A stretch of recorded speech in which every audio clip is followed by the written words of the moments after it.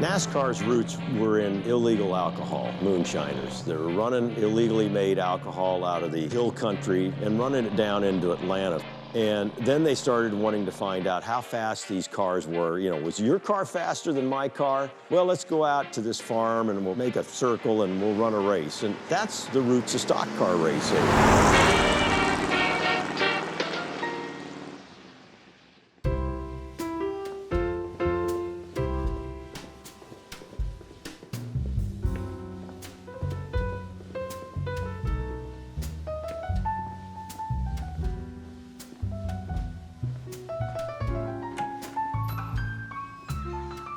This is a 1939 Ford Standard Coupe. It was the car, or a car like this actually, that won the first NASCAR championship in 1948, driven by Red Byron.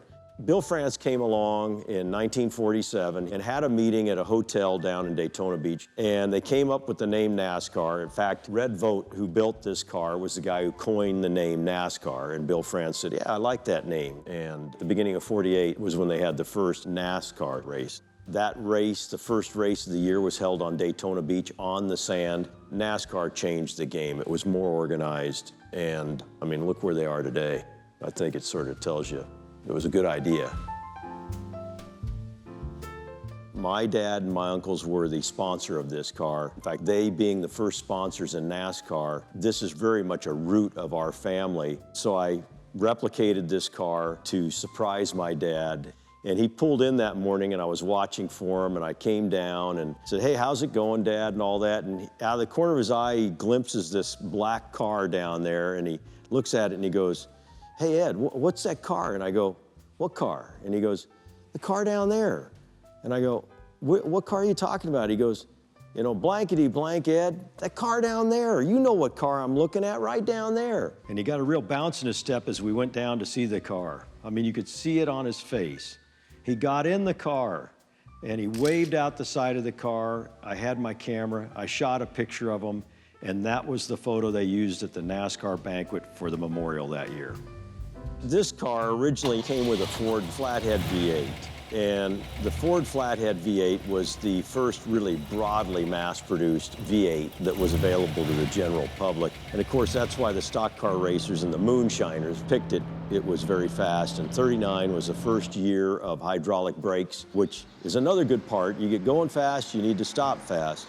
It's a great running car, and it just purrs on down the highway, and I love it.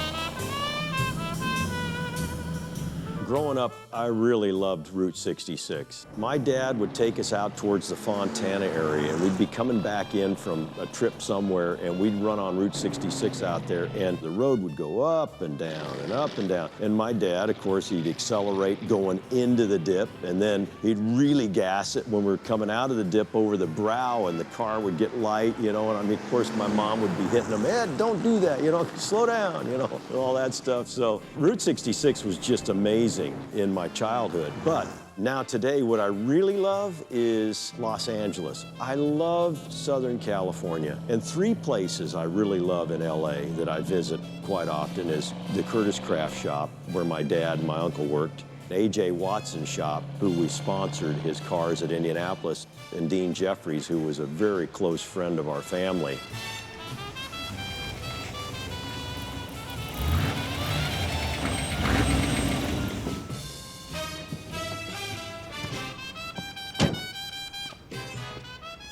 This pair of buildings in Glendale are amazing pieces of automotive history. Kurtis Kraft is really probably the most special place in LA. The fact that I can walk in there and picture my dad and my uncle and the rest of the crew, along with Frank Kurtis, the history they were involved in these buildings. I mean, I grew up looking at pictures of the entrance with the glass bricks and the 1950 Indy car sitting on the sidewalk right in front of these doors. I think any of us can relate to something that you grew up with as a child, and then you go see it, and it's so cool to be there. It's really cool. One of the greatest inventions in the history of mankind is the automobile. It allows you to transport yourself to places, meet with people. Some of my best memories, without a doubt, involve a car. I've met people from all walks of life, and the only common thread was the car. That they owned a car they liked, I owned a car I liked. That was the only common thread. And through that common thread, you become friends. You learn about their life, and they learn about your life, and you both become richer, and you share experiences, all because of the car.